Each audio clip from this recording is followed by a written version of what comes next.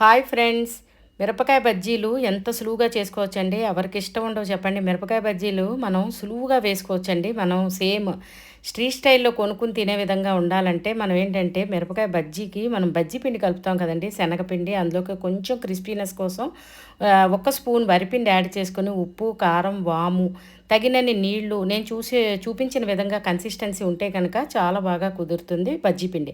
ఆ బజ్జీ పిండిని మనం కలిపిన దాన్ని ఏంటంటే గ్లాసులోకి తీసుకోవాలండి. గ్లాసులోకి తీసుకుని మిరపకాయ సైజుని బట్టి మనం గ్లాస్ తీసుకోవాలి. ఆ గ్లాస్ తీసుకుంటే కనుక ఆ గ్లాసులోకి డిప్ చేసి వేస్తే కనుక పర్ఫెక్ట్గా కుదురుతుందండి. అంటే మొత్తం తీసుకున్న మిరపకాయకి పిండి అంతా పడుతుంది.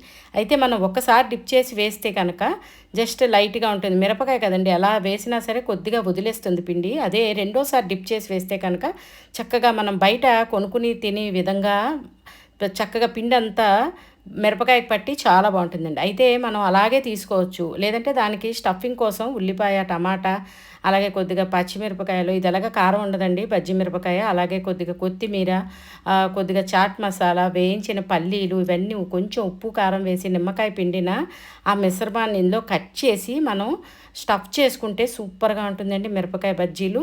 అయితే కొద్దిగా నచ్చిన వాళ్ళు కొద్దిగా పెరుగు కూడా వేసుకుని దాని మీద అయితే సేవు, లేదంటే బూందీ, లేదంటే వాటికే చూడండి పక్కన మనం ఎంత వేసినా సరే ఆ పక్కన వస్తున్నాయి కదా, ఆ నూనెలో వేసినప్పుడు అవి కూడా మనం ఆ స్టఫింగ్లో వాడుకుంటే కనుక క్రిస్పీగా బూందీలా ఉంటుందండి, చాలా బాగుంటుంది. మీరు కూడా మిరపకాయ బజ్జీలు ఇలా ట్రై చేసి మీకు ఎలా కుదిరినాయో కామెంట్ పెట్టండి. ఛానల్ సబ్స్క్రైబ్ చేసుకోకపోతే సబ్స్క్రైబ్ చేసుకోండి. ఒకవేళ చేసుకున్నట్టయితే కనుక ఫ్రెండ్స్తో, రిలేటివ్స్తో తప్పకుండా షేర్ చేయండి. ఫ్రెండ్స్, మీకు ఎలా కుదిరాయో కామెంట్ చేయండి, లైక్ చేయండి, షేర్ చేయండి. Thanks for watching.